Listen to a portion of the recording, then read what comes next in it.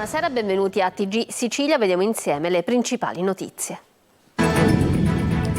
Promise di agevolare la scarcerazione del figlio di un affiliato al clan Nardo di Siracusa in cambio di voti. C'è anche l'ex deputato regionale Pippo Sorbello tra i 12 arrestati nel blitz dei carabinieri.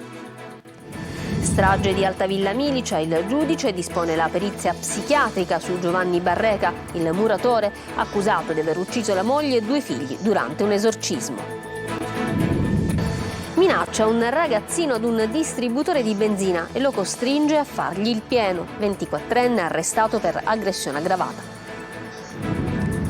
Svolta nello scandalo della pseudo-università italo-bosniaca con laureati non riconosciuti, aperta un'indagine dalla Procura di Palermo. La dimettono per 2 volte dall'ospedale, ma poi muore. Una donna di Niscemi è deceduta per un blocco intestinale non diagnosticato. I familiari presentano denuncia per malasanità. Calcio, il Catania è la priorità di Pelligra, il padron rossazzurro conferma investimenti per il futuro e non chiude la porta su Torre del Grifo.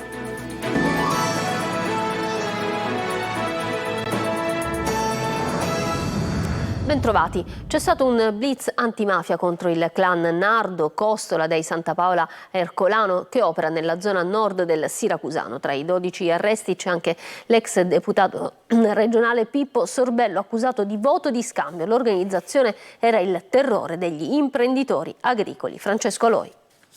Estorsione, detenzione di armi e stupefacenti, scambio elettorale politico-mafioso sono solo alcune delle accuse contestate ai 12 arrestati, 10 finiti in carcere, esponenti del clan Nardo Costola dei Santa Paola Ercolano.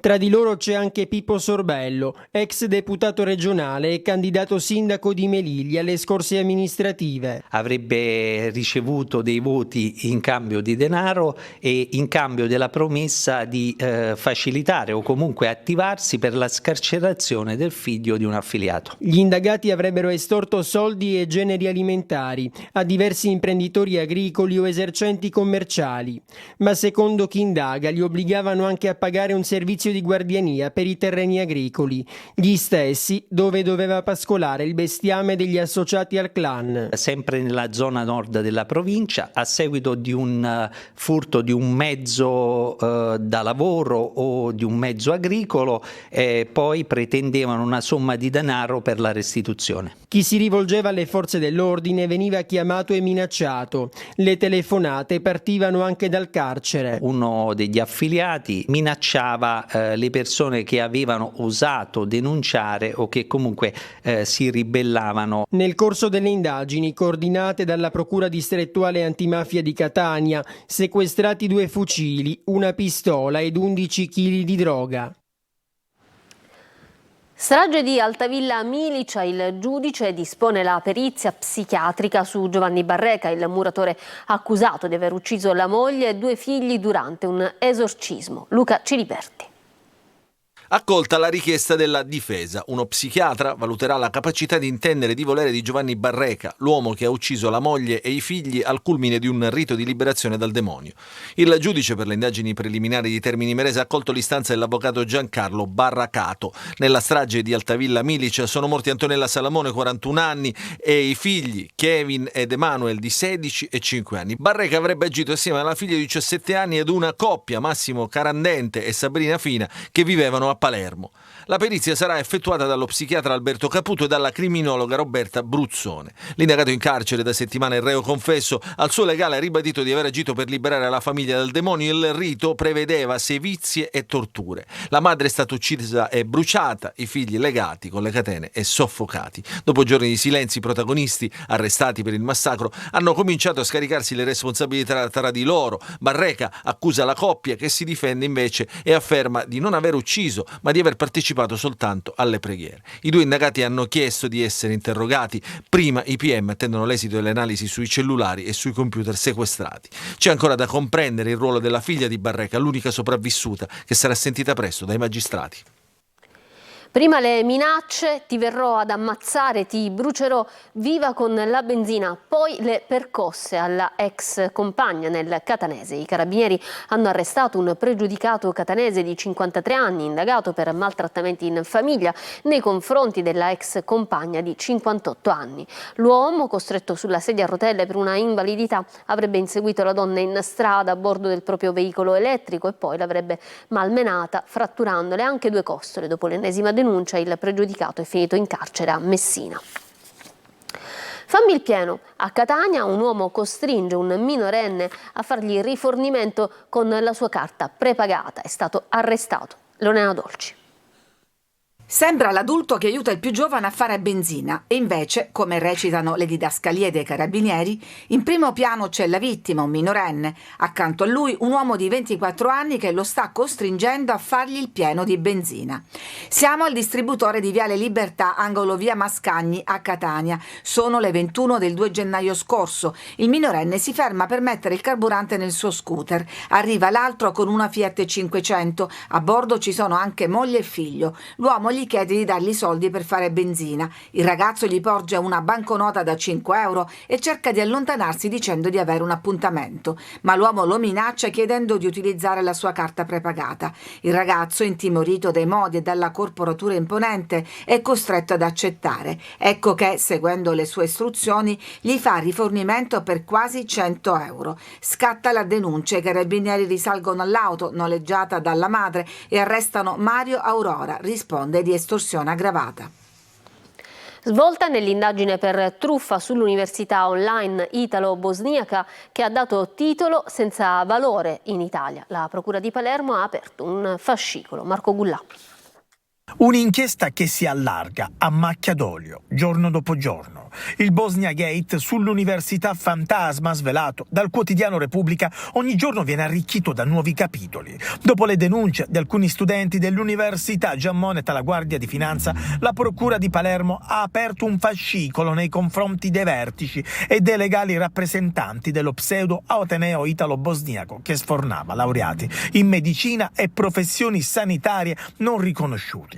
Diverse le ipotesi di reato. Sull'argomento il procuratore aggiunto Massimo Palmeri e il sostituto Vincenzo Amico mantengono il più stretto riservo. Gli inquirenti stanno esaminando le indicazioni offerte dai ragazzi. Nei prossimi giorni sono previste le audizioni di altre persone coinvolte nella vicenda e non si escludono già le prime perquisizioni. Nella rete della sedicente università mai autorizzata dal Ministero dell'Università e della Ricerca sono finiti i giovani siciliani, campani, calabresi, toscani e lombardi, un circuito fantasma. Le lauree e i titoli di studio rilasciati agli studenti dell'Università di Gorazde sono privi di ogni valore e possibilità di riconoscimento. Il Ministero ha infatti detto di non aver mai autorizzato appunto questa università a operare in Italia e dunque i titoli rilasciati ai suoi studenti non hanno alcun valore né ai fini accademici né ai fini professionali. Tali titoli non sono riconosciuti né da altro ateneo né da altra autorità pubblica. Era stata rimandata a casa per 2 volte dal pronto soccorso di Caltagirone, poi è morta.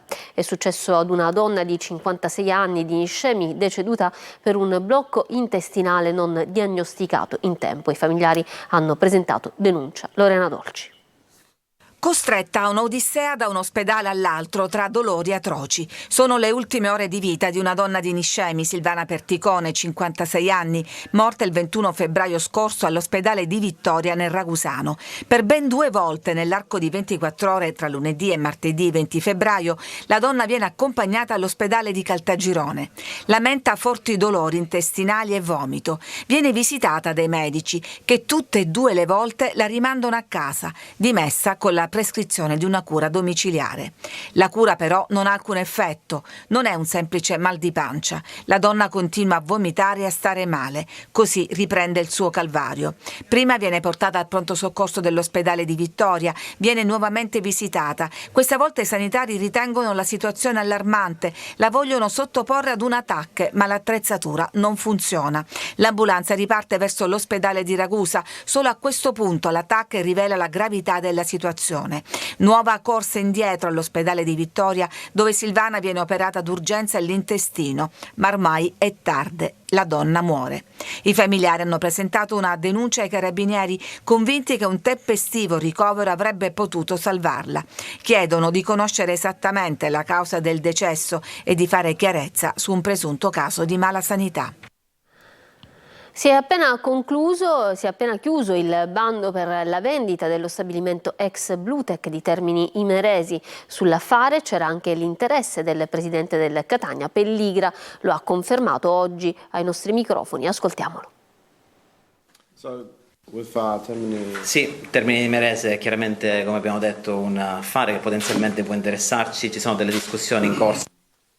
Chiaramente ci sono numerosi criteri che stiamo valutando con il mio team per decidere se, mettere il punto esclamativo riguardo queste acquisizioni, non solo in Sicilia ma anche fuori dall'Italia. Tuttavia ci tengo a rimarcare, a sottolineare che si tratta di investimenti separati. Ciò che facciamo in campo calcistico è sicuramente una priorità. Vedremo come gruppo cosa fa, però ripeto, il calcio è la cosa più importante per noi, è separato rispetto al resto. E a proposito di lavoro, finisce l'era del precariato in Sicilia per i 1.400 ex contrattisti impiegati nei comuni in dissesto o predissesto. Una norma inserita nel milleproroghe nazionale permette la loro stabilizzazione entro l'anno. Maglio Viola. Si apre uno spiraglio di stabilizzazione per 1.429 precari delle amministrazioni pubbliche siciliane che dal 2018 temono di veder vanificati 25 anni di lavoro e hanno vissuto momenti durante i quali a rischio c'è stato persino il loro stesso lavoro, pur precario. Si tratta dei precari sfortunati rispetto a tanti colleghi perché assegnati negli anni a comuni che si sono poi trovati in condizioni di dissesto o predissesto o in piano di rientro del debito con il conseguente blocco delle assunzioni. Una norma inserita nel decreto milleproroghe potrebbe adesso mettere la parola fine al loro precariato. Sono nel complesso questi 1.429 persone che potranno essere interessate nei percorsi di stabilizzazione. Nel dettaglio 300 operano all'interno dei comuni in fase di riequilibrio, 612 in comuni che si trovano in stato di dissesto finanziario, mentre ulteriori 517 sono utilizzati in virtù della legge regionale 5 del 2014 in enti controllati. La norma permette di applicare anche a loro quanto previsto per i colleghi degli altri comuni e delle altre amministrazioni pubbliche che vanno dalle ASP alle aziende partecipate, dai tribunali fino alle amministrazioni regionali. Per circa 1.200 di questi 1.429 il 31 dicembre si erano conclusi gli ultimi contratti e una trentina di comuni non avevano potuto né procedere alla stabilizzazione né rinnovare l'impiego precario. Per tutti è scattata adesso la possibilità di una proroga per tutto il 2024 e viene autorizzato il percorso di stabilizzazione in deroga ai vincoli finanziari da completare entro lo stesso anno, al 31 dicembre di quest'anno dunque. I prossimi passaggi dipendono adesso dalle singole amministrazioni. Un operaio di 59 anni è morto in un cantiere edile in contrada Santa Marina a Bagheria. I colleghi hanno riferito che l'uomo è stato colpito da un malore. Sono intervenuti i sanitari del 118 che hanno contestato la morte dell'uomo. Adesso indagano i carabinieri. Non piove da mesi, ad eccezione degli ultimi giorni. Gli invasi sono a secco, le temperature in salita e si annuncia già un'estate difficile. Parte dunque il piano di razionamento dell'acqua in 160 comuni siciliani. Ce ne parla Maglio Viola. Primavera ed estate sono ancora lontane, ma la crisi idrica è già arrivata e con essa il razionamento delle risorse. Insomma, ricompare dopo anni lo spettro dell'acqua a giorni alterni nelle case siciliane. Per evitare che la crisi arrivi all'estremo, la Regione, dopo aver dichiarato lo stato di emergenza per siccità severa, ha avviato il piano di razionamento. Il primo provvedimento riguarda 4 province della Sicilia e 160 comuni, ovvero Palermo, Trapani, Agrigento e Caltanissetta. La pressione di distribuzione dell'acqua è stata ridotta. Al momento l'unico effetto che l'utente finale può notare è proprio un minor flusso, ma questo consente i primi risparmi. Un piano che però ha anche un rovescio della medaglia. La diminuzione della pressione mette a rischio la tenuta degli acquedotti che sono vecchi e spesso vengono tenuti insieme proprio dalla pressione dell'acqua. Insomma, i guasti e le perdite sono dietro l'angolo. Soluzioni non se ne vedono all'orizzonte. La raccolta Langue, il lago di Lentini, conta solo 49 milioni di metri cubi d'acqua contro 100 di capacità, così come 29 fra Enna e Catania, solo 12 alla diga Rosa Marina, 22 nell'invaso del Poma. Le piogge negli ultimi giorni non hanno aiutato, troppo intense, tanto da far traboccare gli invasi del Trapanese buttando via l'acqua. Nel complesso la pioggia del 23-24 è stata del 22% inferiore all'anno precedente, almeno 160 dunque dei 391 comuni siciliani sembrano avviarsi verso un'estate di disagi. 2500 nuovi alberi a Catania, tanti quanti i bambini nati nel 2023. A piantare il primo albero del progetto Catania Respira il sindaco Enrico Trantino. Desiree Ferlito. 2500 nuovi alberi a Catania, uno per ogni bimbo nato nel 2023, 2500 nuove vite e il progetto Catania Respira. Il desiderio di immaginare che per ogni bambino che nasce anche un'altra vita che lo accompagnerà, che è quello di questo albero, ma cosa ancora più importante, dobbiamo dare un seguito. Quindi nel progetto abbiamo previsto per una parte che per i prossimi 2 anni vengano curati, ma soprattutto abbiamo lanciato l'idea insieme a Confcommercio, insieme a Confesercenti, alle associazioni ambientaliste, alla Consulta del Verde, che ognuno si prenda cura di un pezzo della città, quindi di un albero, simbolicamente che ogni esercizio adotti un albero. Tieni pulito l'uscio della tua casa e tutto sarà sempre pulito. Così oggi il sindaco della città etnea alla presentazione dell'iniziativa, che prevede anche il coinvolgimento degli esercizi commerciali della città, che si prenderanno cura dei nuovi alberi piantati. Trantino ha ribadito l'importanza di trasformarsi, di essere tutti parte di un progetto che renderà la nostra città meravigliosa. L'iniziativa è in linea con l'approccio della Green City attraverso la rigenerazione dei sistemi urbani, con particolare riferimento alle infrastrutture verdi multifunzionali e alla biodiversità. Catania Respira, già nella fase realizzativa, pone particolare attenzione alle periferie. La città è tutta, la città è quella vissuta dai residenti, da chi viene a lavorare, è tutta, e quindi simbolicamente sì, veniamo in periferia perché è sicuramente la parte di territorio più che si sente più abbandonata, ma l'attenzione è massima dappertutto. 500 alberi verranno piantati grazie all'utilizzo dei fondi PON in Corso Indipendenza, Viale Mario Rapisardi, oltre che in via Plebiscito e via Androne. Più di 45 ettari di arbusti e alberi di forestazione e riforestazione verranno invece piantumati tra il Boschetto della Playa e Librino, grazie ai fondi del PNRR. E adesso vi mostriamo queste immagini girate stamattina a Catania. Nel video, diventato virale sui social, si vede questo canale che scorre parallelo alla playa, inondato da sostanze chimiche. I pesci infatti cercano di sfuggire a queste acque velenose e agonizzano fuori dall'acqua. Queste piccole grandi anguille cercano riparo ai bordi dove l'acqua è trasparente, mentre al centro scorre una corrente bianca a dir poco inquietante. Chi ha fatto il video riferisce anche di un pungente odore chimico e di cloro. Non è la prima purtroppo e non sarà l'ultima volta che avvengono questi sversamenti non autorizzati e di origine sconosciuta. Il canale che attraversa la zona industriale dovrebbe essere coperto. Per questa inadempienza il Comune è già stato multato dall'Unione Europea. Un grande artista non muore mai. Oggi sono 12 anni senza Lucio Dalla, ma il suo ricordo resta vivo anche nei cuori dei siciliani. Il cantautore bolognese infatti adorava la nostra regione e vi si rifugiava appena poteva. Tonino De Mano. Sono passati 12 anni da quella tragica mattina in cui a Montreux, in Svizzera, se n'è andato Lucio Dalla, lasciando un solco profondo nel cuore di chi l'ha conosciuto ed un patrimonio di inestimabile valore per gli amanti della musica leggera. 50 anni di carriera sono rappresentati da una eredità di canzoni che sfidano il trascorrere del tempo e a volte lo fermano. Quanti che pagano il mio pranzo non ce n'è, sulle panchine in piazza grande. E il Belvedere a Milo, città del vino e della musica, è simbolicamente la sua piazza grande. Lui che dalla vivace e caotica Bologna si rifugiava sulle pendici dell'Etna a godersi un doppio spettacolo, l'azzurro dello Ionio e il rosso della lava.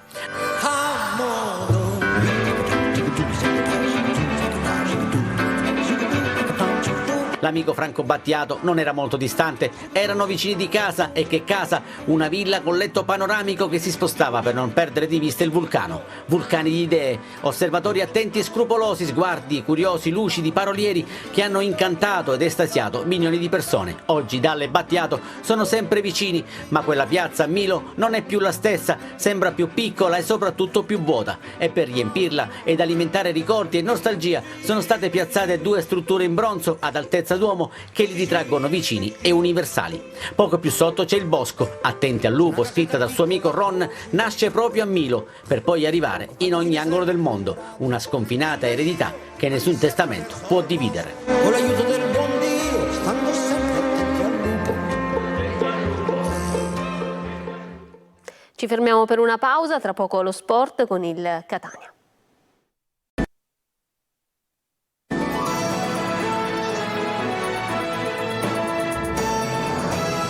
Ritorniamo in studio dal centro sportivo fino agli investimenti del presente e del futuro per la squadra e non solo. Oggi ha parlato in conferenza stampa il presidente del Catania Pelligra. Sentiamolo con Marco Carli.